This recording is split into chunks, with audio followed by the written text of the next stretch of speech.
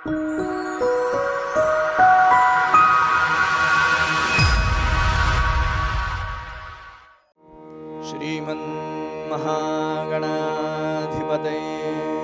नमः। वक्रतुंड महाकाय कोटिसूर्यसमप्रभ निर्विघ्नं कुरु मे देव सर्वकार्येषु सर्वदा। सर्वमंगलमांगल्ये शिवे सर्वार्थसाधिके शरण्ये त्र्यंबके गौरी नारायणी नमोस्तुते। गुरुर्ब्रह्मा गुरुर्विष्णुः गुरुर्देवो महेश्वरः गुरुसाक्षात् परब्रह्म तस्मै श्री गुरवे नमः। नीलाम्बुजश्यामलकोमलाङ्गं सीतासमारोपितवामभागं पाणौ महासायुगचारुचाप नमामि रामं रघुवंशनाथं। मनोजवं मारुततुल्यवेगं जितेन्द्रियं बुद्धिमतां वरिष्ठं वातात्मजं वानरयूथमुख्यं श्रीरामदूतं शरणं प्रपद्ये। राजाधिराज प्रभु रामचंद्र भगवान की जय। महारुद्र हनुमान की जय। कुंडलीक वरदा हरि विठ्ठल श्री ज्ञानदेव तुकाराम पंढरीनाथ महाराज की जय। श्री अनंत कोटि ब्रह्मांड नायक राजाधिराज सच्चिदानंद सद्गुरु श्री साईनाथ महाराज की जय। श्री ब्रह्म चैतन्य महाराज की जय। श्री अक्कलकोट स्वामी समर्थ महाराज की जय। मंगलमूर्ति मोरया।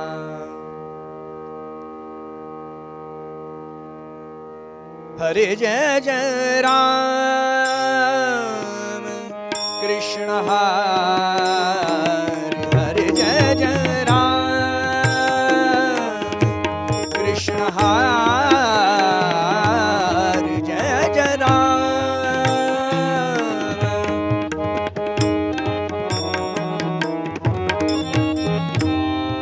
कृष्ण हरे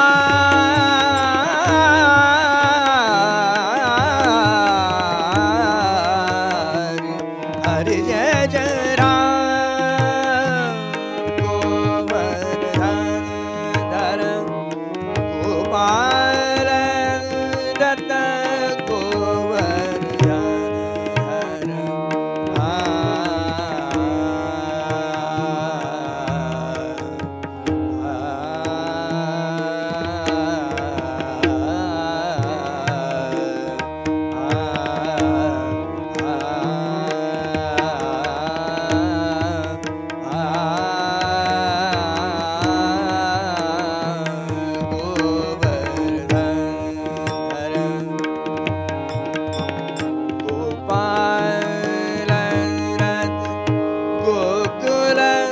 संकट हार कृष्ण हरे हरे जय जय राम कृष्ण हरे जय जय राम। बजाओ।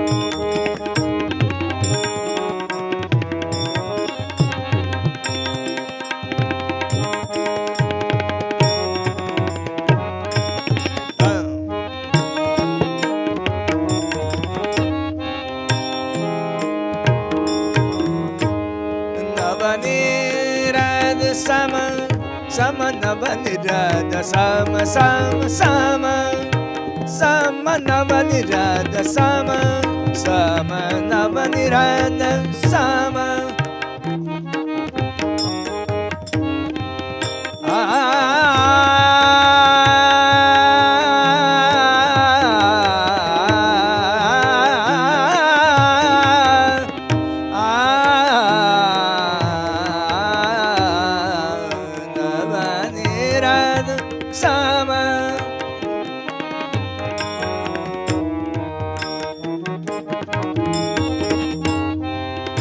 नवनीत नवल विनोद विहार कृष्ण हरि जय जय राम कृष्ण हरि जय जय राम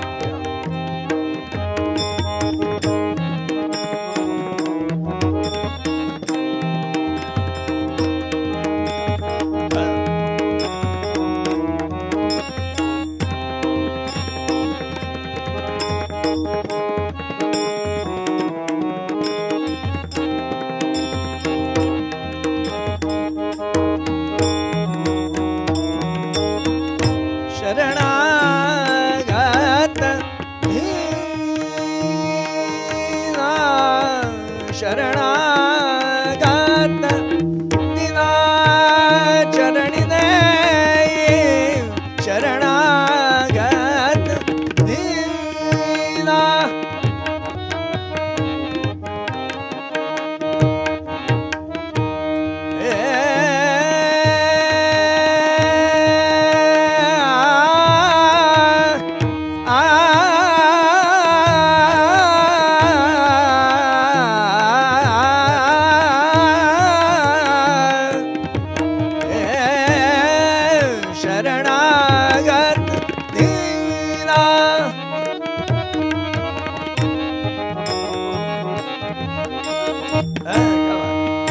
शरणागत दिन चरणिने शरणागत दिन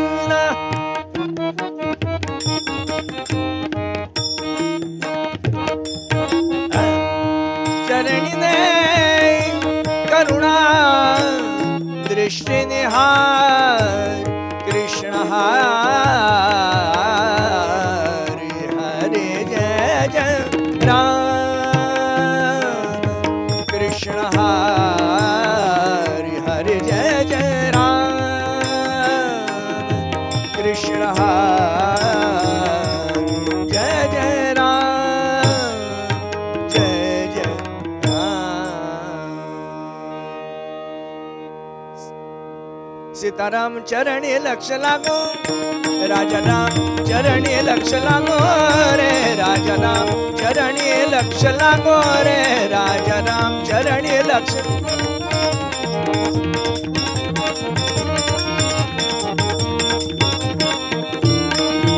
राजा राम ओ सीताराम राजा राम सीताराम राजा राम सीताराम राजा राम सीताराम राजा राम सीताराम राजा राम सीताराम हरिचरणी लक्ष लागो रे राजा राम चरणी लक्ष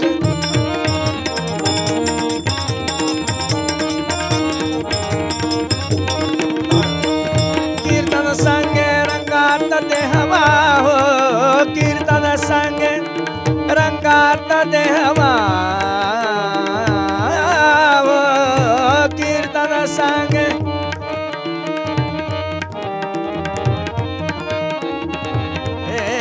कीर्तन संगे रंगात देहवा हो रे राजा राम चरणी लक्ष लागो रे राजा राम चरणी लक्ष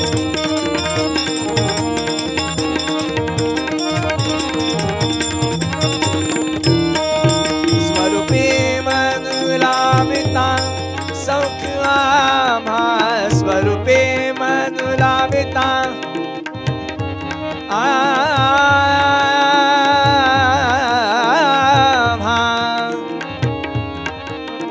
स्वरूपे मन स्वरूपे मन स्वरूपे मन स्वरूपे मन लाभिता सौख्य आम्हा काम क्रोधादिक जाती निज धामा काम क्रोधादिक जाती निज धामा राजा राम चरणी लक्ष लागो रे राजा राम चरणी लक्ष लागो रे राजा राम लागो रे राजा राम चरणी लक्ष लागो चरणी लक्ष लागो चरणी लक्ष लागो रे रघुपति राघव राजा रामपति वामन सीताराम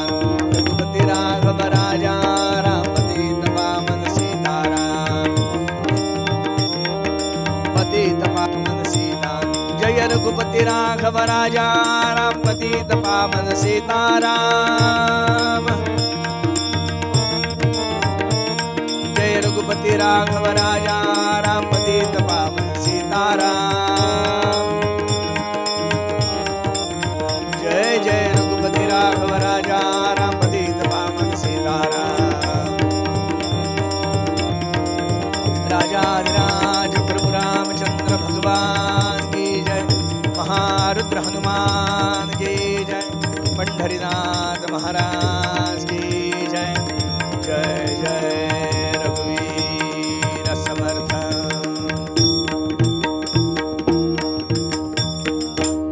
नमस्कार.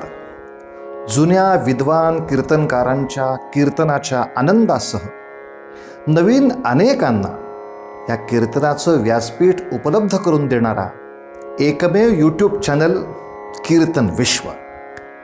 या कीर्तन विश्वचा प्रकल्प 12 वर्ष चालणार आहे. पैकी 5 वर्ष पूर्ण झाली आहेत. अनेक नवीन कीर्तनकार, अनेक नवनवीन विषय, अनेक नवनवीन मालिका आपण त्यामध्ये सादर केल्या आहेत. तेव्हा हा प्रकल्प आता पूर्णत्वाकडे जाण्यासाठी शक्यतो जेवढी शक्य असतील तेवढी कीर्तनं आपण प्रायोजित करा असं आवाहन करतो. प्रायोजित करणं शक्य नसेल तर यथाशक्ती जी काही आपल्याला मदत करता येईल ती जरूर करा. आणि या आर्थिक मदतीबरोबरच आणखीन एक, आपल्याकडे जुन्या कीर्तनकारांच्या काही संहिता उपलब्ध असतील तरी आमच्याकडे पाठवा. कारण सगळ्या नवीन कीर्तनकारांच्यासाठी एक मोठी कीर्तन संहितांची बँक तयार करण्याचा सुद्धा आम्ही प्रकल्प करतो आहोत. आणि अनेक जुन्या जाणत्या वेगवेगळ्या पठडीतल्या कीर्तनकारांची कीर्तनं ही रेकॉर्ड व्हावीत, आर्काईव्ह व्हावं या दृष्टीनं आपला हा प्रयत्न चालू आहे. तेव्हा असे कोणी कीर्तनकार असतील तरी त्यांची सुद्धा माहिती पाठवा. कार्यालयाचे नंबर आपल्या समोर आहेत. तेव्हा या प्रकल्पासाठी शेअर करा, सबस्क्राईब करा. हा तर विषय महत्त्वाचा आहेच, पण प्रायोजित करा आणि याचबरोबर अनेकांना या प्रकल्पामध्ये जोडून कीर्तन विश्वची बळकटी वाढवत राहा, एवढीच आपल्या सगळ्यांना प्रार्थना. वृक्षवल्ली आम्हा सोयरे वनचरे वृक्षवल्ली आम्हा सोयरे वनचरे पक्षी सुस्वरे आळवीती पक्षी सुस्वरे आळवीती वृक्षवल्ली आम्हा सोयरे वनचरे वृक्षवल्ली आम्हा सोयरे वनचरे पक्षी सुस्वरे आळवीती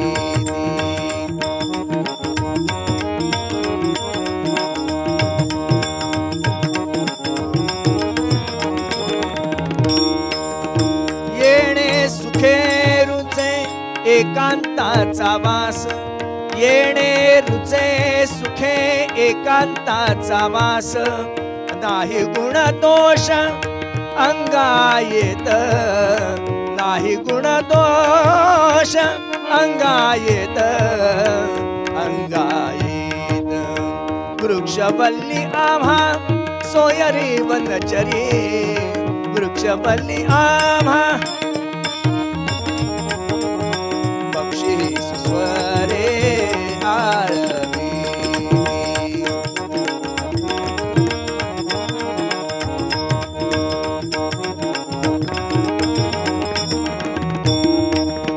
तुका म्हणे होय मनासी संवाद तुका म्हणे होय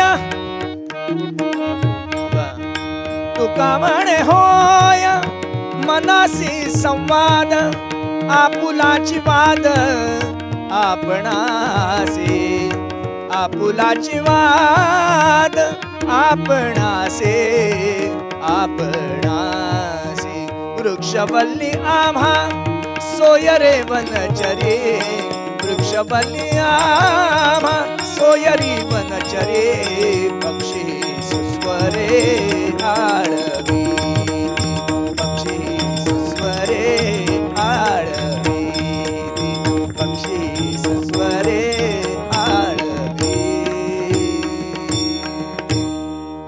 पंढरीनाथ महाराज की जय.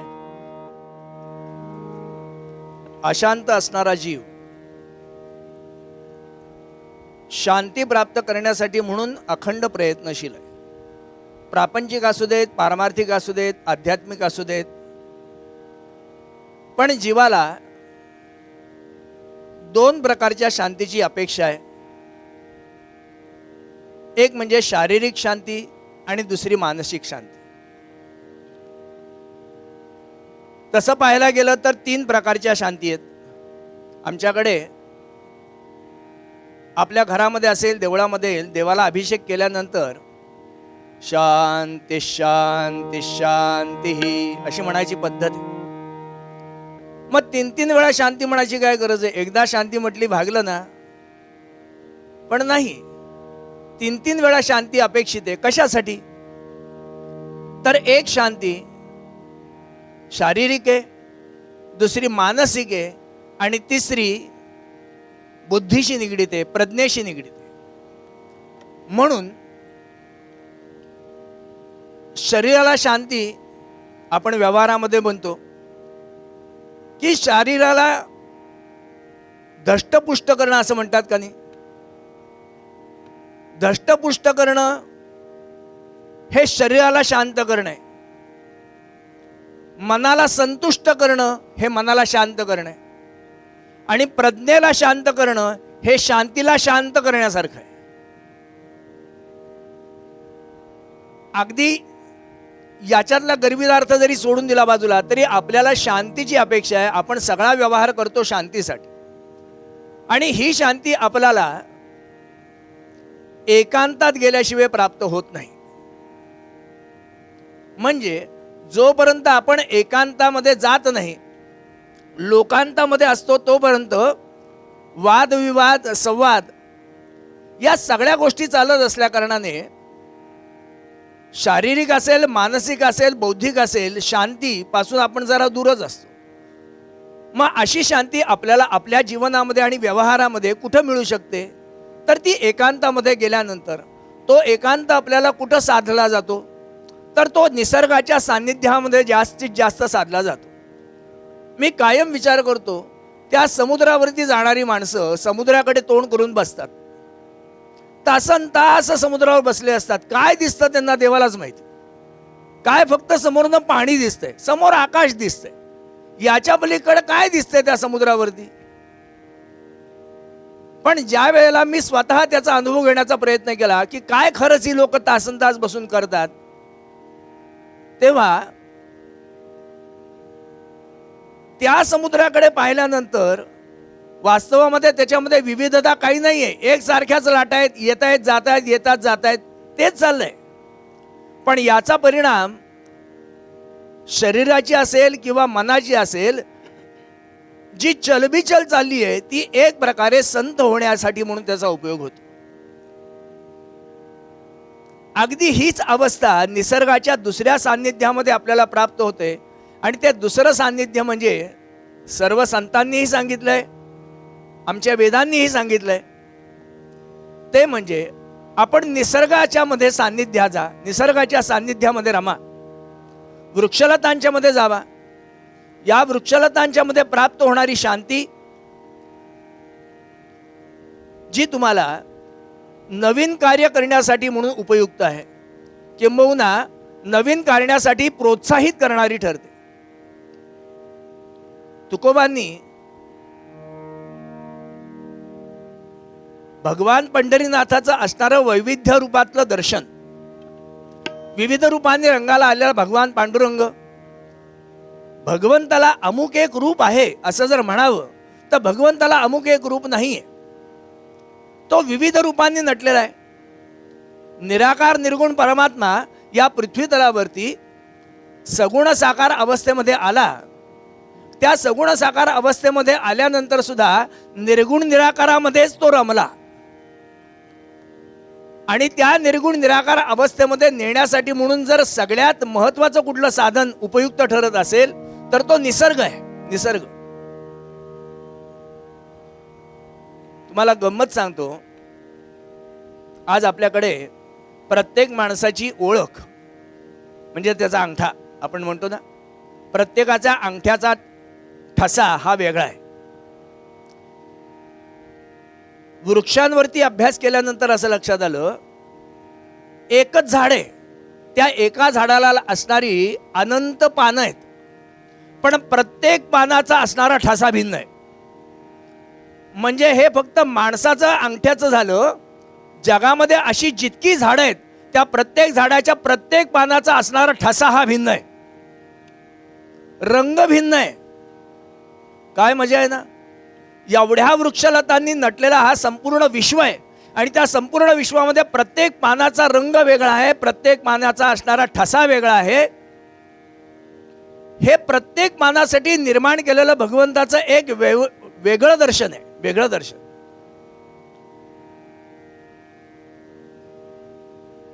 आणि प्राणी मात्रांमध्ये असणाऱ्या सर्व समस्यांवरती औषध जर कशात सापडत असेल तर ते या वृक्षलतांच्या माध्यमातून सापडतं.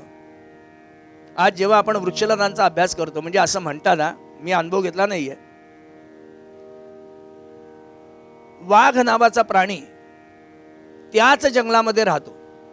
वाघ नावाचा प्राणी त्याच जंगलात राहतो ज्या जंगलामध्ये सर्व रोगांवरती औषधं उपलब्ध आहेत. ज्या जंगलामध्ये सर्व रोगांवरती औषधं उपलब्ध आहेत आणि ते फक्त वाघालाच माहिती असतं, वाघाला माहिती असतं असं म्हणतात. हा, मी अनुभव घेतला नाही. त्यामुळे सगळ्या रोगांवरती औषध जाणणारा एक वाघ नावाचा प्राणी, ज्याला आपण टायगर म्हणून मराठीत म्हणतो, त्या वाघाला ते माहिती आहे. त्यामुळे कुठलाही रोग झाला तर त्याच्यावरती कुठल्या झाडाचं कुठलं काय घेतल्यानंतर उपयोग होतो हे त्याला माहिती आहे. फक्त उद्या जर तुम्हाला काही झालं तर वाघाला विचारायला जा, बाबा हे झालंय काय करू, तुम्ही विचारणार नाही आणि मी काय सांगायला जाणार नाही. पण त्या वाघाला माहिती असतं असं म्हणतात. तात्पर्य काय तर निसर्गामध्ये सृष्टीमध्ये असणाऱ्या सगळ्या रोगांवरती औषधं ही उपलब्ध आहेत. आज माझ्याकडे प्राप्त होणारं गंगेचं पाणी आहे. वर्षोनवर्ष त्या पाण्याला कीड लागत नाही असं म्हणतात. का लागत नाही?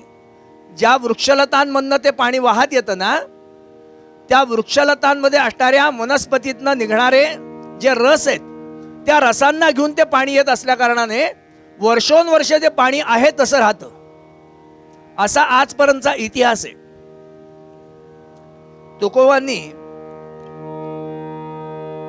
आपलं आयुष्य समृद्ध करण्यासाठी म्हणून प्रयत्नशील असणारा, आपलं आयुष्य प्रयत्नशील रित्या उत्तमरित्या घडवण्यासाठी म्हणून जो कार्यरत आहे अशा असणाऱ्या वृक्षलतांच्या बद्दल कृतज्ञता व्यक्त करताना शब्द केला आहे, वृक्षवल्ली आम्हा सोयरे वनचरी आणि पक्षी हे सुस्वरे आळविते.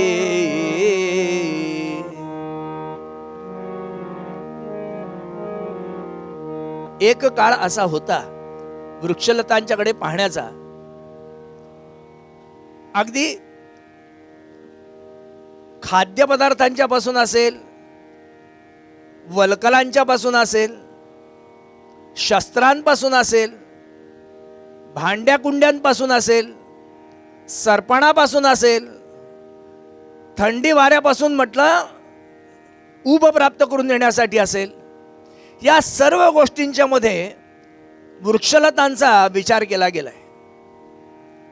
म्हणजे एक काळ होता की संपूर्ण माणूस या वृक्षलतांवरतीच अवलंबून होता. आज आपण वेगवेगळ्या धातूंच्याकडे जातोय, पण या धातूंची निर्मिती सुद्धा ज्याच माध्यमातून होती ते सुद्धा वृक्षलताच आहेत. त्या वृक्षलतांच्या माध्यमातूनच या सगळ्या खनिजांची निर्मिती होत असते. किंबहुना पृथ्वीचं संवर्धन जर कोणामुळे होत असेल आणि धरेची शांती जर कोणामुळे अबाधित राहत असेल तर ती एका वृक्षलतांच्यामुळेच अबाधित राहते. तुकोबांनी ह्या वृक्षलतांच्या बद्दल असणारी आपली कृतज्ञता व्यक्त करताना फार छान शब्द वापरलाय. सोयरे वनचरी असा शब्द केलाय. ते आमचे सोयरे आहेत. सोयरे, सोयरे म्हणजे जे आमची सोय लावतात ते सोयरे, जे आमची सोय लावतात. आमचं पुढचं आयुष्य उज्ज्वल व्हावं याच्यासाठी म्हणून जे प्रयत्नशील असतात ते सोयरे. आम्ही ज्यांना सोयरे म्हणतो ते पुढची अवस्था नीट लावतात का नाही हा भाग वेगळा आहे, का ते आमची वाट लावतात हा भाग वेगळा आहे.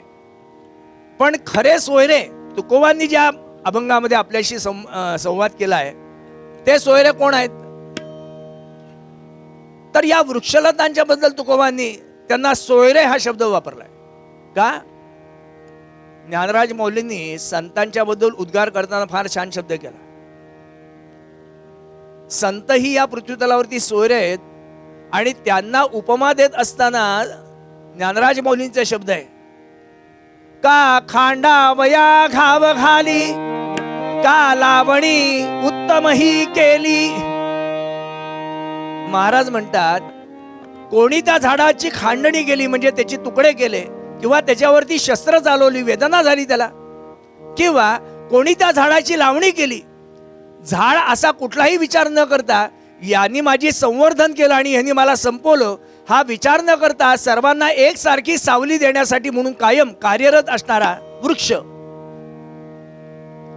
अत्यंत भावनाशील आहे. हा भावनाशील म्हणजे मुलासारखं झाडावरती प्रेम करा. झाडालाही भावना असतात, किंबहुना वृक्षांनाही तुमच्या भावना कळतात आणि तुमच्या भावनांचा विचार वृक्षलता ह्या करत असतात. तुम्ही त्यांच्याशी त्या पद्धतीने वर्तन करा, बघा तुम्हाला त्याचा अनुभव येईल. आमचे मित्र आहेत, कोकणामध्ये त्यांचं घर होतं, घडलेला प्रसंग आहे. त्यांच्या दारासमोर आंब्याचं झाड, घर जुनं पुराणं, कौलारू घर, मातीचं घर, अशा घरामध्ये ते राहणारं व्यक्तिमत्व. दारासमोर असणाऱ्या आंब्याच्या झाडावरतीच त्यांच्या घराची गुजराण चालायची आणि त्या झाडाची एक फांदी खूप म्हातारी झाली, ती यांच्या घरावरती अशी वाकलेली. हे दररोज त्या झाडाला पाणी घालायचे, तिच्या झाडावरनं हात फिरवायचे. त्यांना समजलं होतं की वादळ येणार आहे, वादळ येणार आहे. म्हणून त्या झाडावरनं सकाळी पाणी घातल्यानंतर हात फिरवताना ते बोलले होते त्या झाडाला,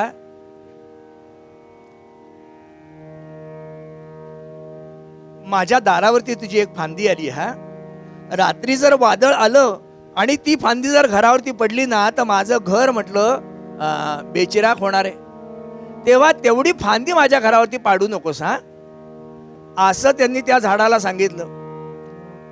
पिढ्यानपिढ्याचं असणारं ते झाड त्यांचं. तुम्हाला गंमत सांगतो, रात्री खरंच वादळ झालं आणि वादळामध्ये ती फांदी पडली, पण पडलेली फांदी त्यांच्या घरावर न पडता घराच्या दारामध्ये पडली. हो, दारात पडली.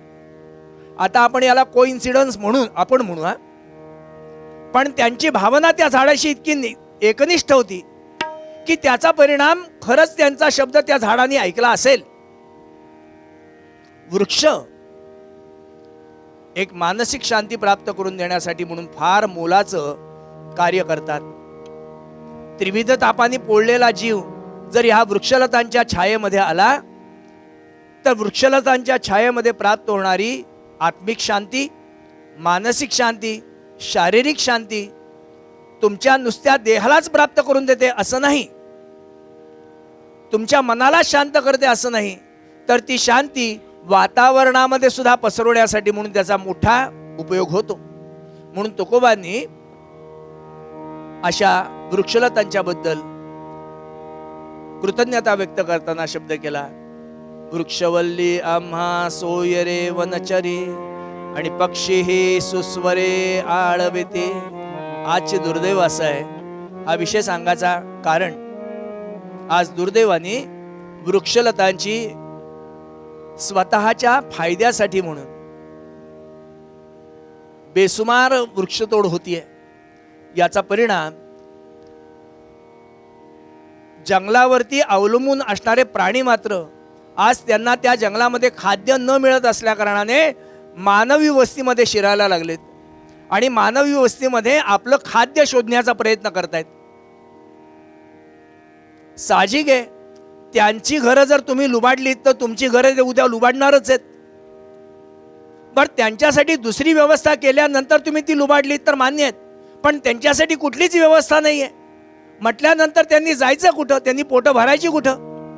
आज हे सगळे प्राणी आज शहरामध्ये यायला लागलेत आणि दुर्दैवाने शहरातले प्राणी संपायला लागलेत. भगवंतानी व्यवस्था लावली आहे, प्रत्येक प्राणी मात्राची व्यवस्था लावली आहे. पण त्या व्यवस्थेवरतीच जर तुम्ही कुरघोडी करायला लागलात, ती व्यवस्था जर संपुष्टात आणायला तुम्ही लागलात, तर उद्या तीच व्यवस्था तुमच्याच देहावरती किंवा तुमच्याच वरती म्हटलं येण्याची भीती आहे. म्हणजेच तुमचाच काळ बनायची शक्यता आहे. म्हणून आज या वृक्षलतांचं संगोपन संवर्धन अपेक्षित आहे. त्या वृक्षलतांबद्दल बोलताना तुकोबांचा शब्द आहे, अशाच एका वृक्षमातेचं चरित्र आपल्याला बघायचंय. म्हणून तुकोबा पूर्वपदामध्ये तो धागा गृहीत धरून शब्द करतात. वृक्षवल्ली आम्हा सोय रे वनचर्ये, पक्षी सुस्वरे आळवीती.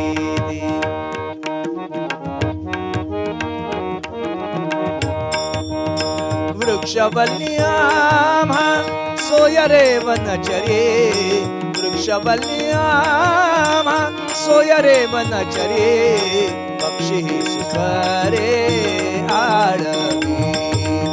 पक्षी सुस्वरे आळवीती, पक्षी सुस्वरे आळवीती.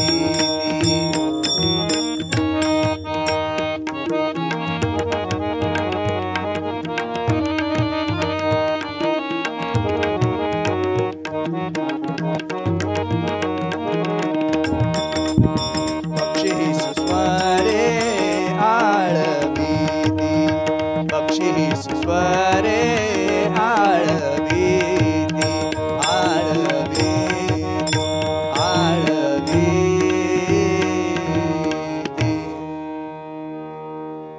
क्षणभर ताड बसू, हाताने टाळे वाजवू, मोठ्याने भजन करूयात. रघुपती राघव राजा रामपती तमावन सीताराम. जय रघुपती राघव राजा रामपती तमावन सीताराम. जय रघुपती राघव राजा रामपती तमावन सीताराम. जय रघुपती राघव राजा रामपती तमावन सीताराम. जय रघुपती राघव राजा रामपती तमावन सीताराम. जय रघुपती राघव राजा रामपती तमावन सीताराम. राजाधिराज प्रभु रामचंद्र भगवान की जय. महारुद्र हनुमान की, पंढरीनाथ महाराज की जय. जय जय रघुवीर समर्थ.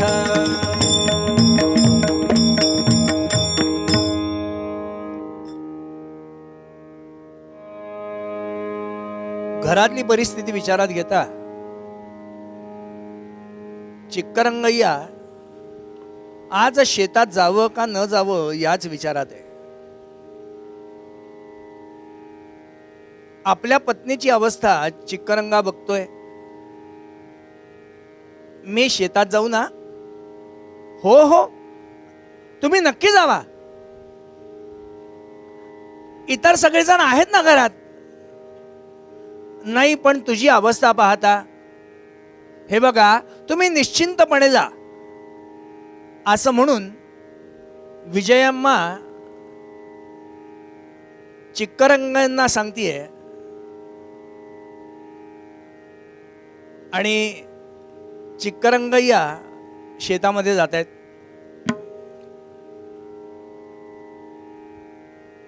शेतातल्या त्या मातीमध्ये आपले गुडघ्यापर्यंतचे पाय चिखलात भरलेत आणि शेतातली कामं आपल्या सगळ्या मित्रांच्या बरोबर, घरातल्या लोकांच्या बरोबर कामं चालू आहेत. आणि घरामध्ये त्याच वेळेला आमच्या विजयाम्मा एका गोड मुलीला जन्म देत्या झाल्या.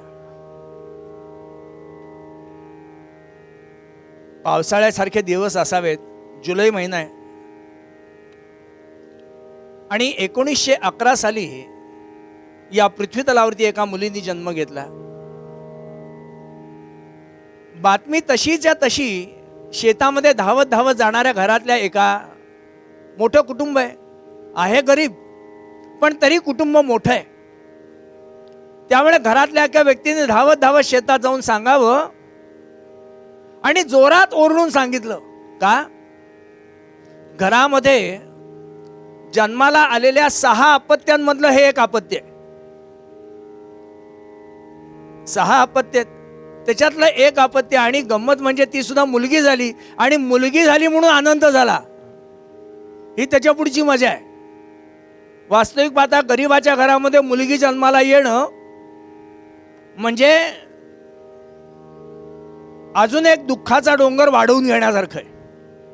पण मुलगी झाली तरी सुद्धा आनंद झाला, आणि आनंदाने सांगायला गेला. चिक्करंगय्या शेतामध्ये काम करत असताना तिकडून ऐकतोय. काय झालं म्हटलं. तो सांगतोय मुलगी झाली, मुलगी. त्याच्या त्या आवाजाने चिक्करंगय्या हातातलं काम सोडून धावत धावत घरामध्ये आला आणि त्या गोंडस बाळाला बघतोय. छान दिसायला, नाकी डोळे सुंदर असणारी मुलगी, काळा सावळा देह, पण नाकी डोळी सुंदर. म्हणून त्या मुलीकडे पाहिल्यानंतर त्यांनी नावच मुखातनं आलं त्याच्या, आला मर्दा. तोंडातनच नाव आलं, आला मर्दा. आणि ते नाव ऐकल्यानंतर सगळ्यांना आनंद व्हावा. आला मर्दा, आला मर्दा, आला मर्दा म्हणून सगळेजण ओरडायला लागले. शेतकऱ्याच्या कुळी जन्मली एक गुणी बाळ, शेतकऱ्याच्या कुळी जन्मली एक गुणी बाळ. जेने रचला इतिहास, जेने रचला इतिहास. आला मर्दा नाम मिळाले तिला कुटुंबात, आला मर्दा नाम मिळाले तिला कुटुंबात. प्रेमे सर्व अळवितात, प्रेमे सर्व अळवितात. छोटीशी आला मर्दा, अत्यंत चपळ, आईच्या मांडीवरती धड बसेल तर शपथ, सारखी वळवळ वळवळ करणारी पोरगी.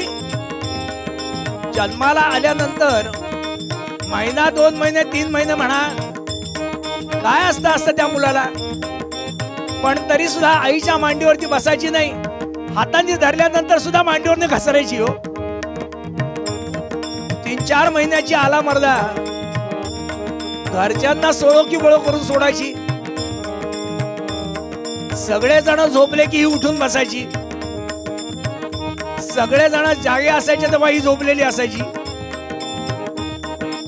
घरातला कोणी बाहेर जायला लागला की आला मर्दानी भोकाड पसरावं. बाहेर जाणाऱ्या व्यक्तींनी तिला घेऊन जावं, बाहेर ना एक चक्कर मारून आणावी, मग ही शांत. आला मर्दाची ही अवस्था. जन्मापासून माती संगे जोडियली नाळ, जन्मापासून माती संगे जोडियली नाळ. कशाचा नसे तिला त्रास, कशाचा नसे तिला त्रास. चलाख बुद्धी असून गरिबी असेची पदरात, चलाख बुद्धी असून गरिबी असेची पदरात. होईना प्रगती शिक्षणात, होईना प्रगती शिक्षणात. आला घरामध्ये अत्यंत गरिबी, हो, अत्यंत गरिबी. मोलमजुरी करावी, स्वतःचं शेत नव्हतं, त्यामुळे काम केलं तर 2 दाणे घरामध्ये यायचे. असे मुठभर मिळायचं आणि खायला पोतभर माणसं असायची. पुरायचं कसं? सकाळी खाल्लं तर संध्याकाळी खायची भ्रांत. त्यामुळे मोलमजुरी करणारी ही सगळी माणसं आला मर्दा आपल्या घरातली बघतीये. लहानपणापासून 2-3 वर्षाची झालेली आला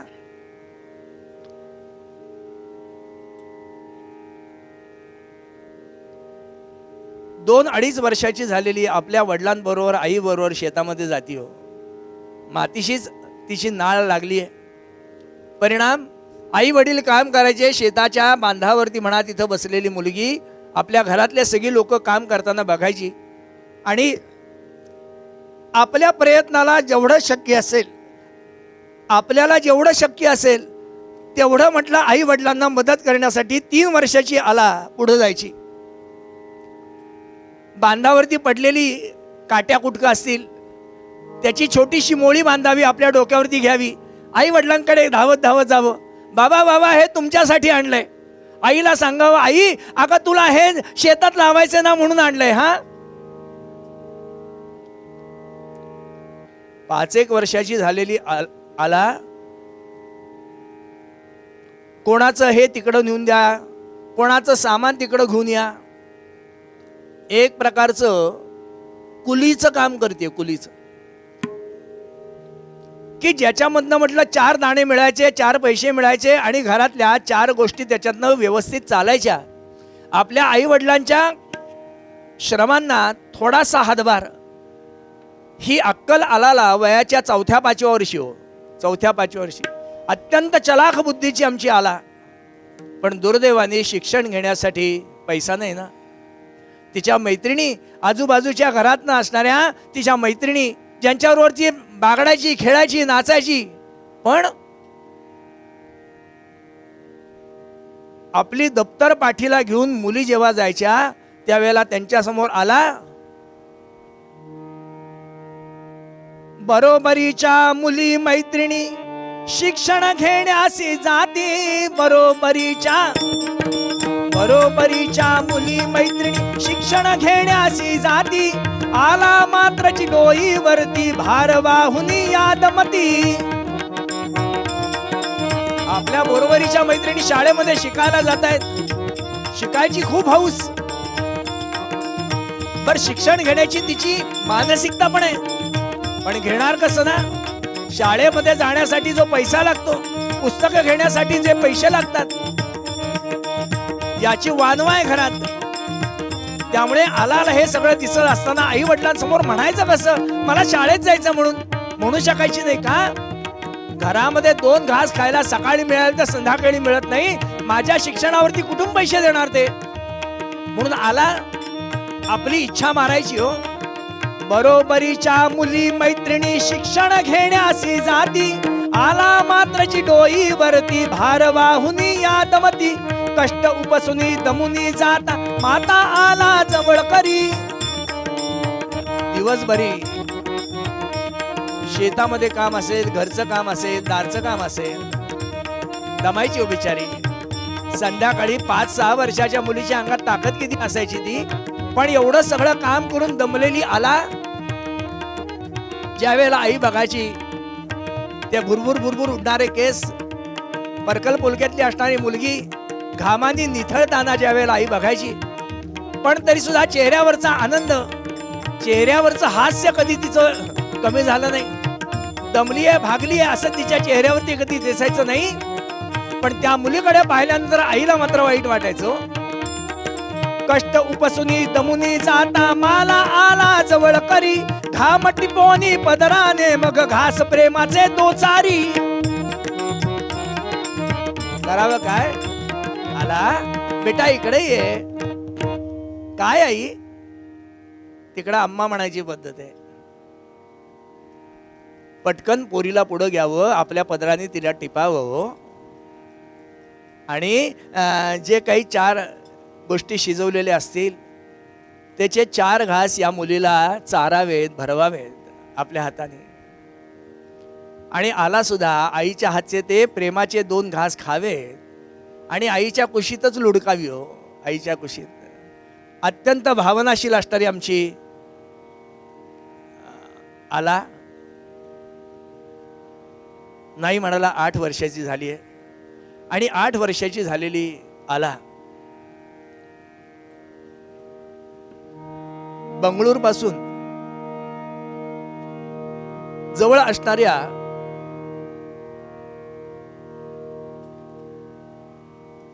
गुब्बी नावाच्या गावामध्ये आला मर्दा थिमक्का म्हणून जन्माला आलेली एक मुलगी. जशी शिक्षण घेतीये, अर्थात ते शिक्षण शालेय शिक्षण नाही आहे, तर ह्या मातीच्या संबंधामध्ये असणारं शिक्षण. बाबा चिखलामध्ये हे का लावायचं, ते तसंच का लावायचं, मग हे झाड चिखलात लावलं तर आणि ते कोरड्या जागेत लावलं तर, मग वडील प्रत्येक वेळेला सांगायचे की हे चिखलातच लावायचं असतं, याला पाणी भरपूर लागतं, याला पाणी कमी लागतं, याचा काय उपयोग, त्याचा काय उपयोग. आला वडिलांना चौकस बुद्धीने सगळ्या गोष्टी विचारायची आणि ह्या विचारांचा परिणाम न कळत का विना पण आला हे सगळं शिकतीये. 8 वर्षाची झालेली मुलगी, पूर्वीच्या काळी लग्न ही लवकर व्हायची, परिणाम 8 वर्षाच्या झालेल्या मुलीला मुलं पाहण्याची सुरुवात झाली, मुलं पाहण्याची. आणि ज्या गावामध्ये, ज्या गुब्बी गावामध्ये ते राहत आहेत, त्या गावापासून जवळच रामनगर नावाचं एक छोटं गाव आहे. या गावामध्ये राहणारा बिक्कल चिकैया नावाचा एक गृहस्थ आहे. हा, या मुलीच्या बरोबर ह्या बिक्कल चिकैयाची सोयरीक जुळावी. दोघांच्या वयामध्ये बघायला गेलं तर अंतर भरपूर आहे. पण तरी सुद्धा म्हटलं दोघांची सोयरीक जुळली, दोन्ही घराणी जवळ आली आणि सोयरीकती जुळूनी आली, सोयरीकती जुळूनी आली. रामनगर या प्रांती, रामनगर या प्रांती, सोयरीकती जुळूनी आली, सोयरीकती जुळूनी आली. रामनगर या प्रांती, रामनगर या प्रांती. अष्टवर्षाची आला मरदा, अष्टवर्षाची आला मरदा. बिक्काला वरताती, बिक्काला वरताती, बिक्काला वरताती.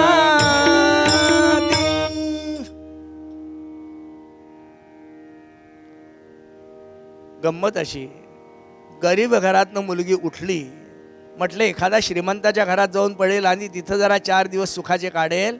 कसलं काय, गरीबा घरची पोर, गरीबा घरची ती झाली. अहो गरीबाच्या घरात उठली आणि पुन्हा गरीबाच्याच घरात जाऊन पडली. हो, गरीबाच्याच घरात पडली. काही लोकांच्या नशिबाला फक्त कष्ट करणंच असतं, फक्त कष्ट करणं असतं. म्हणजे आनंद उपभोगणं त्यांच्या नशिबात नसतंच. हो, फक्त कष्ट करत राहायचं, दुसऱ्यासाठी मरत राहायचं.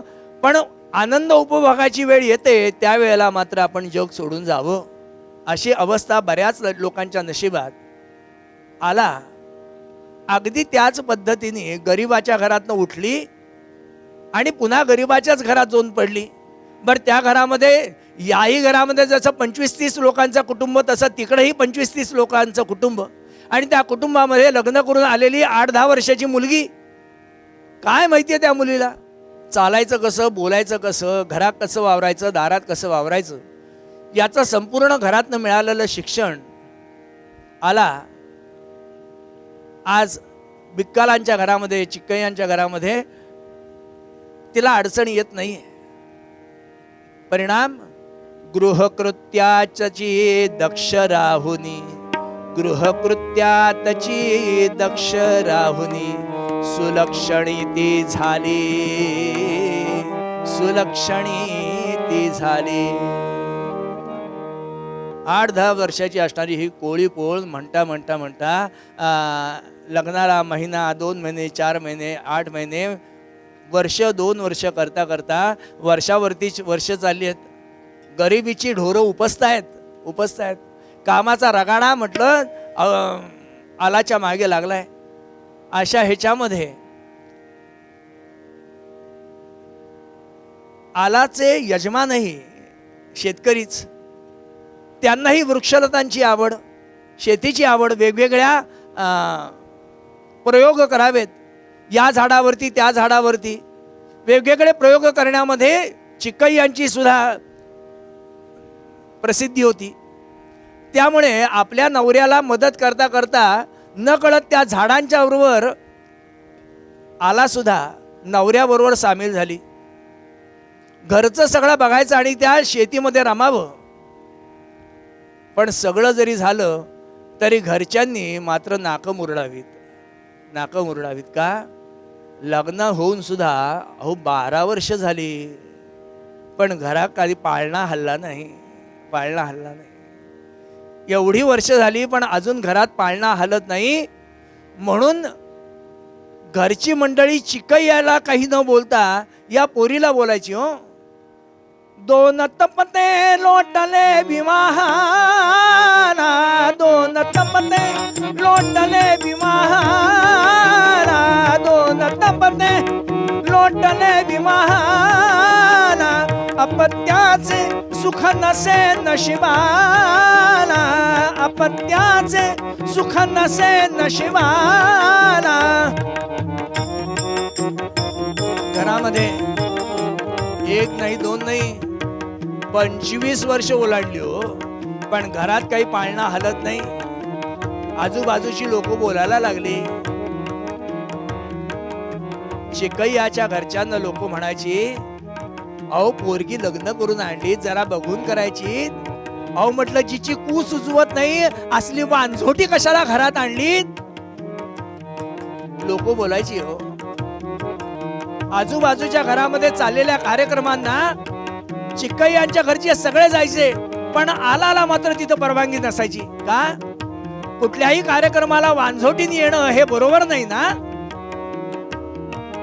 असं लोक बोलून दाखवायची. आलाला या शब्दांचं फार वाईट वाटायचं. मी माझ्या यजमानांना सुख देऊ शकत नाही, त्याच्या घरच्यांना सुख देऊ शकत नाही. आजूबाजूने जाणारी माणसं सुद्धा आला समोर आल्यानंतर नाकं नुसती मुरडायची नाहीत, रस्ता बदलून चालायची. हो, असल्या पापिणीची नजर जर माझ्या सुनेवरती पडली तर तिची पण अवस्था अशीच व्हायची, म्हणून रस्ता बदलून चालायची. आलाला याचा खूप त्रास व्हायचा. रात्र दिवस रडायची. आणि तिची ही अवस्था. कानी येता कटू बोल वेळोवेळा, कानी येता कडू बोल वेळोवेळा, जीव देऊनी संपवू नशिबाला, जीव देऊनी संपवू आयुष्याला. आला विचार करतीये. घरचे मागणी करायला लागले, चिकय्या दुसरं लग्न कर. अरे ही बया, अरे तुला मूल देण्यासाठी उपयुक्त नाही, दुसरं लग्न कर, हिला सोडून दे. गंमत अशी की चिकय्यांना आलाकडनं मिळणारा जो आनंद होता तो अपत्यापेक्षा जास्त होता. तिचं घरातलं वावरणं असेल, त्यांच्याबरोबर त्यांच्या कामामध्ये सहभागी होणं असेल, आणि एकूण तिची मनोवृत्ती आणि मानसिकता हे संपूर्ण पाहता चिकय्यांना आलाला सोडावं असं वाटेना. त्यामुळे घरच्यांच्या विरोधामध्ये जाऊन चिकय्यांनी सांगितलं, मला दुसरं लग्न करायचं नाही. मुलं नाही झालं म्हणून काय बिघडलं? प्रत्येक ठिकाणी मुलाची गरजच असते असं कोणी सांगितलंय? माझ्या प्रारब्धात असेल तर होईल मूल, नाही तर नाही होणार. 40 वर्षाची आहे आला, पण 40 वर्षाची होऊन सुद्धा आलाला अपत्य नाहीये. आणि माझ्या यजमानांच्या आयुष्यामध्ये मी कुठंतरी आडवी येते. म्हणून आलानी एक दिवस जीव देण्याचा विचार करावा. हे आयुष्य संपून टाकलं म्हणजे माझ्या यजमानांनाही दुसरं लग्न करायला ते मोकळे, त्यांचा प्रपंचही वाढेल, माझ्यामुळे तो अडकतोय. आणि 4 लोकांचे टक्के टोणपे खाऊन, नवे कडू बोल ऐकून विटलेली आमची आला जीव देण्यासाठी विहिरीवरती जाते. बाजूलाच काम करत असणारे चिकय्या विहिरीच्या दिशेने येणारी आला बघतात, पण विमनस्क अवस्थेतली आपली बायको विहिरीवरती येते आणि विहिरीवरती खाली बघतीये, पाणी कितीये. आता त्याच्यात ती उडी मारणार.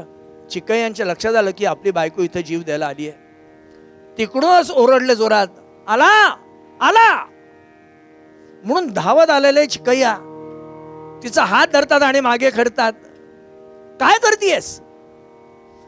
मला जीव द्यायचा आहे, मला आता जगायचं नाहीये. का? अहो किती लोकांचे कडू बोल ऐकायचे, मी तुमचा संसार वाढवण्यासाठी म्हटलं उपयुक्त नाहीये, मला मरू देत, म्हणून त्या उडी मारायला निघालेली. आला चिकय्या तिला सांगतायत, अग करू नको अविचार, हा करू नको अविचार बदला, पती आला सुविचार बदला, पती आला सुविचार बदला, पती आला सुविचार. अपत्य नाही म्हणून कागे जीवन संपविशी, अपत्य नाही म्हणून कागे जीवन संपविशी, त्या विण नाही काही अडले आजवरी पुसशी. अगं मूल नाही म्हणून आपलं काही अडलंय का, जरा आपल्या मनाला विचारून बघ, अडलंय? त्या विण नाही काही अडले आजवरी पुसशी. काया आपुली रमवू कामी, काया आपुली रमवू कामी, सांभाळून घरदार बदला, पती आला सुविचार बदला, पती आला सुविचार बदला, पती आला सुविचार. करू नको अविचार, करू नको अविचार बदला, पती आला सुविचार बदला, पती आला सुविचार बदला, पती आला सुविचार.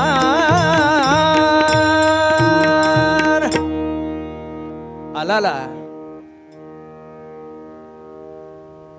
आपल्या नवऱ्याचे शब्द पटावे. आला तिथून निघाली. नवऱ्याबरोबर येताना असे आयुष्याला एक दिशादर्शक कोणीतरी लागतो ना, आयुष्यामध्ये असा कोणीतरी आयुष्यात भेटतो की जो तुमचं आयुष्य बदलवून टाकतो. आला म्हणजे आला मर्दा आमची. आणि चिकय्या शेतावरनं घरी येत असताना रस्त्यामध्ये श्रीरंगाचं छान मंदिर आहे हो, श्रीरंगाचं. आणि त्या मंदिराच्या पुढ्यातनंच दोघं जण येत आहेत. त्या दोघांची स्वारी पुढ्यात येत असताना आतमध्ये भगवंताची स्वारी. काय वाटलं दोघांना, मंदिरामध्ये जावंसं वाटलं. आतल्या भगवंताला दोघांनी हात जोडावेत. आला मनाशी म्हणतीये, भगवंता मी जगून काय करू, मी माझ्या नवऱ्याला उपयोगाला पडत नाही, मी कोणाच्या आयुष्याला उपयोगाची ठरत नाही, मी जगून काय करू.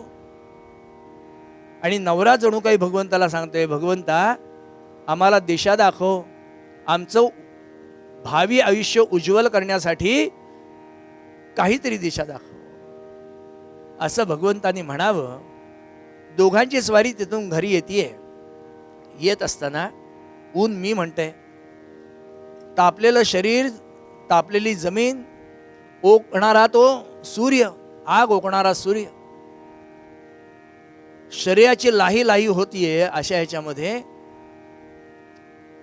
रस्त्याने जाणारी अनेक माणसं दोघ जण बघतायत. पायामध्ये लोकांच्या चपला नाही आहेत, कारण विकत घेण्याची परिस्थितीच नाही ना. अंगावरची वस्त्र एका बाजूनी झाकावं तर दुसऱ्या बाजूला तापतंय, तिकडचं झाकावं तर इकडचा भाग तापला जातोय, चटके बसतायत. त्यामुळे आपलं शरीर सावरत सावरत त्या आगीतनं चालत चालत निघालेत, म्हणजे तापलेल्या जमिनीतनं चालत निघालेत. चिकय्या म्हणतोय, आला या रस्त्याने जाणाऱ्या लोकांना रस्त्यामध्ये कुठं थांबायला जागाच नाही ग. आपण इथून जाणाऱ्या लोकांना विसावा द्यायचा का? का अगं प्रत्येक वेळेला आपत्ती असणं म्हणजेच आपलं मूल झालं असं नाहीये. ह्या वृक्षलता या सुद्धा आपली मुलंच नाही का? आपल्या मुलासारखं आपण त्यांना वाढूयात, आपण त्यांना जगूयात. अनेकांच्यासाठी म्हटलं यांची निर्मिती करू. नव्हे नव्हे पांथस्थांना विश्रांतीचं स्थान निर्माण करूयात. अनेक पशुपक्षी आहेत, त्यांना राहण्याची म्हटलं सोय करूयात. मुलाचं काम काय असतं? आई वडिलांची जोपासना करणं हेच तर काम असतं. आपण असा मुलगा जन्माला घालू तो नुसता आपलं स्वतःचं संवर्धन न करता समाजाचं संवर्धन करेल आणि सगळ्यांना आपल्या पोटाशी घेऊन त्यांना शांती प्राप्त करून देईल, असा म्हटलं मुलगा जन्माला घालूयात. आपल्या नवऱ्याचा हा विचार आलाला रुचला आणि आलाला रुचल्यानंतर हलीकुल आणि कुडूर हा 4 किलोमीटरचा रस्ता आहे की जो पूर्ण निर्जन होता, की ज्या रस्त्यावरती एकही वृक्ष नाही आहे. येणाऱ्या जाणाऱ्या पांथस्थांचं असेल, कामगारांचं असेल, त्या रस्त्याने येणं जाणं.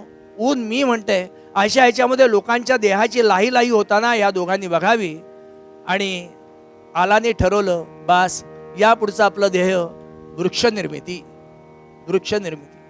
म्हणून आला या हलीकुलच्या एका जागेवरती वडाचं मोठं झाड उभं करण्याचा संकल्प केला. हो, नुसता संकल्प केला नाही तर तिथं वडाचं रोप लावलं.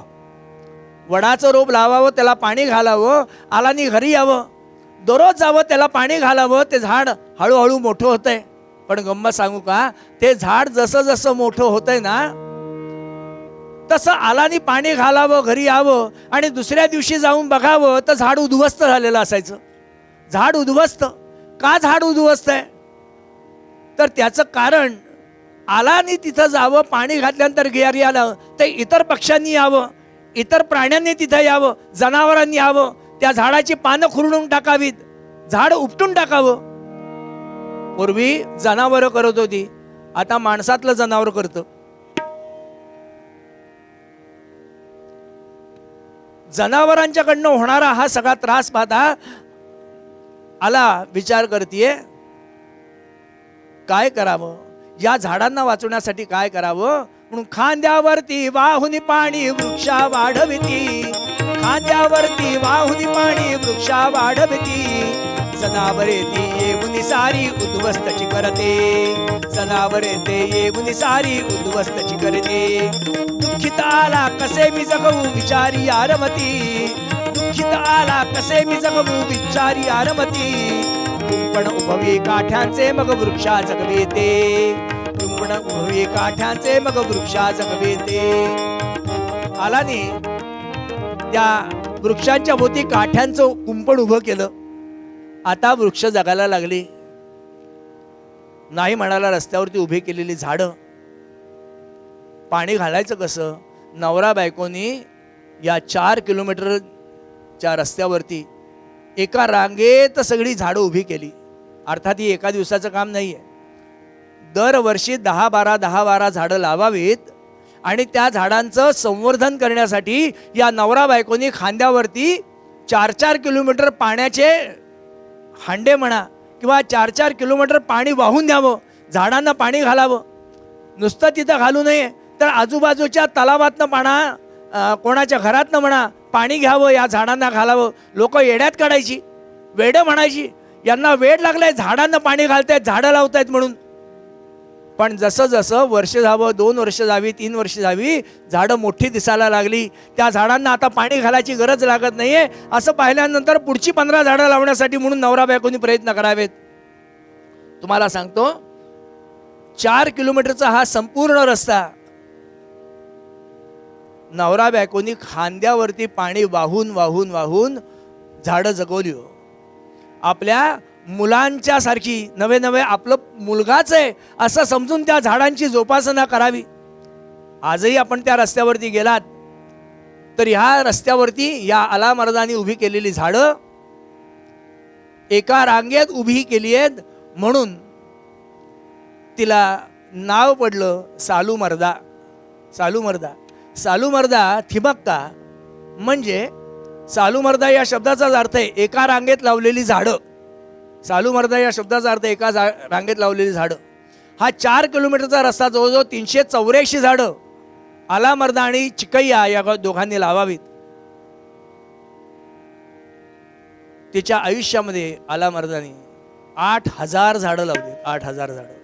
आणि नुसती झाडं लावली नाही आहेत तर ती सगळी वाढवली आहेत. वेगवेगळ्या स्वरूपाची झाडं लावल्याचा परिणाम कुठल्या झाडातनं डिंक निघतोय, कुठल्या झाडातनं औषधी वनस्पती निघतायत. या सगळ्यांमुळे अनेकांचे रोग बरे करण्यासाठी त्याचा उपयोग होतोय. आला या सगळ्याला म्हटलं सांभाळतीये, त्या झाडांचं संगोपन करतीये. आणि आलाच्या आयुष्यामध्ये एक दुःखद प्रसंग घडला, तो म्हणजे सोडून गेला पती तिजला, सोडून गेला पती तिजला. आला मर्दाचे यजमान निवर्तले. आलाच्या आयुष्यामध्ये पुन्हा एक मोठी पोकळी जन्माला आली. आपल्याला अपत्य होत नाही म्हणून एका मुलाला दत्तक घेतला होता. त्या मुलाचं संगोपन करायला सुरुवात कुठे केली, जरा त्याच्यावरती कुठं जीव बसायला लागला. एवढ्यात ज्याच्याकडनं दत्तक घेतला होता म्हटलं ते आले आणि त्यांनी परत आपला मुलगा घेऊन गेले. हो, परत आपला मुलगा घेऊन गेले. त्यावेळेला चिक्कय्यांनी सांगितलं होतं, आपल्या नशिबामध्ये मुलगा नाही, त्यामुळेच हा मुलगा परत गेला. पण आता त्यांचा मुलगा म्हणजे त्यांचे वृक्ष झालेले होते. डेरेदार वृक्षांच्या सावलीतनं येणारी जाणारी माणसं विश्रांती प्राप्त करून घेताना ज्या वेळेला हे दोघं बघायचे, प्राप्त होणाऱ्या पाण्याचे साठे लोकांच्या तहान भागवताना, भूक भागवताना दिसायचे, तेव्हा आला आणि चिक्कय्या आनंदी असायचे. पण आज हा आनंदाला कुठेतरी विरजण लागलं आणि चिक्कय्या निवर्तले. जसे चिक्कय्या निघून गेले तशी एकटी पडलेली आला. करायचं काय म्हणून आता हाताची घडी घालायची नाही, तिने पुन्हा जोमाने उभं राहावं आणि पुन्हा सगळी कामं करायला सुरुवात करावी. तुम्हाला सांगतो, वेगवेगळ्या स्वरूपाची वृक्षांची निर्मिती करत करत करत आला.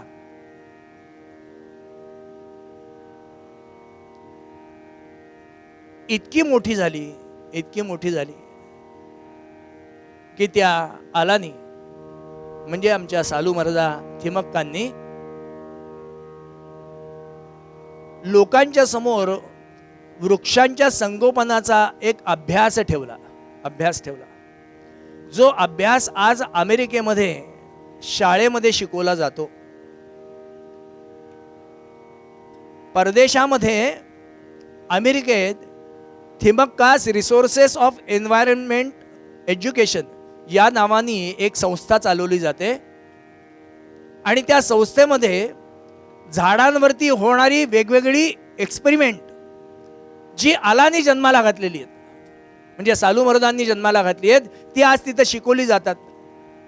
एवढ्यावरती आला मर्दा थांबल्या नाहीत, तर आपल्या आजूबाजूच्या लोकांना औषध पाण्यासाठी म्हटलं दूर जावं लागतं, म्हणून मोठं हॉस्पिटल उभं करण्याचा विचार आला मर्दांनी केला.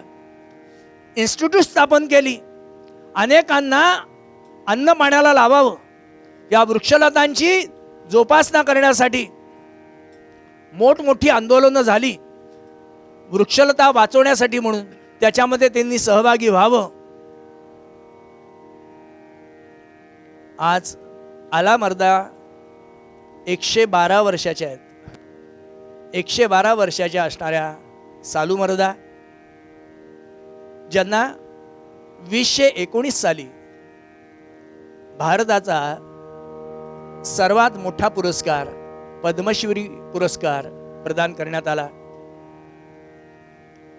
रामनाथ कोविंदांच्या हस्ते, श्रीमान रामनाथ कोविंद जे आमचे राष्ट्रपती तेव्हा होते, त्यांच्या हस्ते म्हटलं तिचा सत्कार केला. गंमत म्हणजे एक प्रोटोकॉल्स असतात. येणाऱ्यांनी कसं यायचं, आपला सत्कार कसा स्वीकारायचा, कसं जायचं, कसं राहायचं, हा एक प्रोटोकॉल असतो. आला मर्दांना जेव्हा हा पुरस्कार प्रदान करण्याची वेळ आली तेव्हा त्या पुढे गेल्या. त्यांनी रामनाथांनी आपल्या हातातला तो पुरस्कार त्यांच्या हातात ठेवला आणि ह्या सालू मर्दांनी त्यांच्याकडे पाहावं आणि काय केलं, त्यांच्या डोक्यावरती हात ठेवला. हो, त्यांना आशीर्वाद दिला. आणि गंमत म्हणजे हा आशीर्वाद देत असताना खरं म्हणजे तो प्रोटोकॉलमध्ये नाही आहे, पण तो आशीर्वाद त्यांच्याकडनं इतका सहज दिला गेला की त्याच्याबद्दल जमलेल्या सगळ्या लोकांनी एक साथ टाळ्या वाजवाव्यात. किंबहुना स्वतः रामनाथ कोविंदांनी त्याच्यावरती प्रतिक्रिया द्यावी. आज आला मर्दा 112 वर्षाचे आहेत थोडे आजारी आहेत, पण तरीसुद्धा आजही वृक्षारोपण करण्यासाठी म्हणून तयार आहेत. आजही वृक्षांचं संवर्धन करण्यासाठी उभे आहेत. त्यांचं एकच वाक्य आहे, एक झाड लावा 100 माणसं जगवा. एक झाड लावा 100 माणसं जगवा. आज वृक्षलतांची गरज आहे. आज वृक्षलतांच्या जोपासनेची गरज आहे. दुर्दैवाने वृक्षलता कमी व्हायला लागल्या आहेत, त्यामुळे सृष्टीचं संतुलन बिघडायला लागलंय.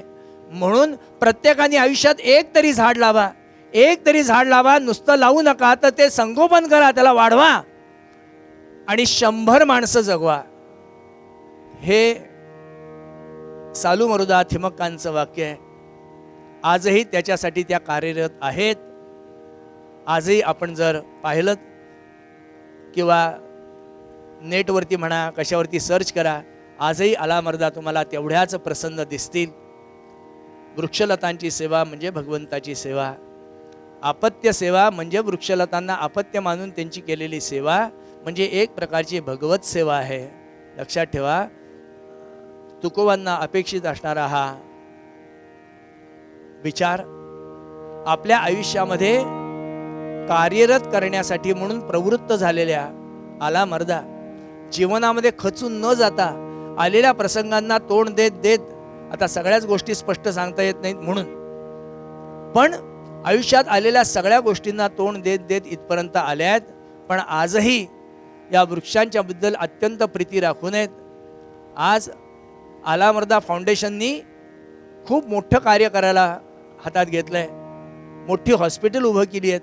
अनेकांना म्हटलं ह्या असणाऱ्या त्रासातनं बाहेर काढून वृक्षलतांच्या बद्दल कसं प्रेम निर्माण करता येईल याच्यासाठी म्हणून खूप प्रयत्न करतायत.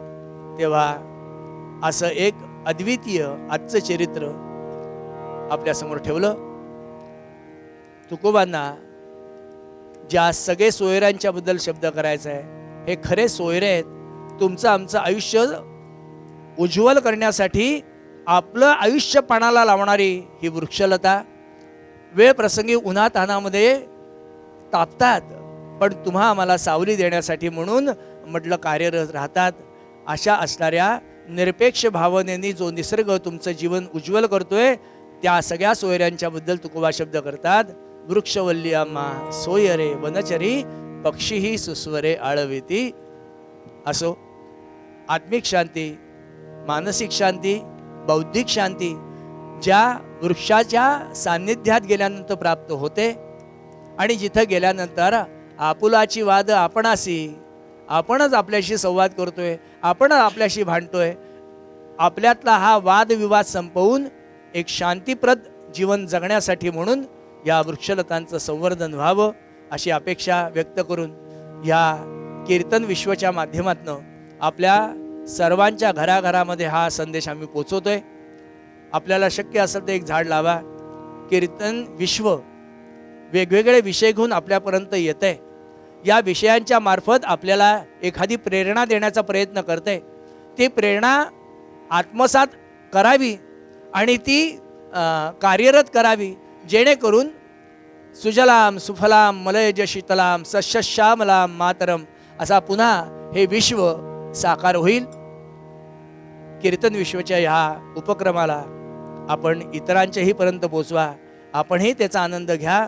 आपणही कीर्तन सबस्क्राईब केलं नसेल तर मुद्दाम करा, लाईक करा आणि दुसऱ्यालाही ते करण्यासाठी प्रोत्साहित करा. असं सांगून या कीर्तना इथं विराम देतो. पूर्वदात झालेली कीर्तन सेवा भगवंताच्या चरणी अर्पण करूयात आणि मागणं मागूयात. वृक्षवल्ली आम्हा सोय रे वनचरी, वृक्षवल्ली आम्हा सोय रे वनचरी, वृक्षवल्ली आम्हा सोय रे वनचरी,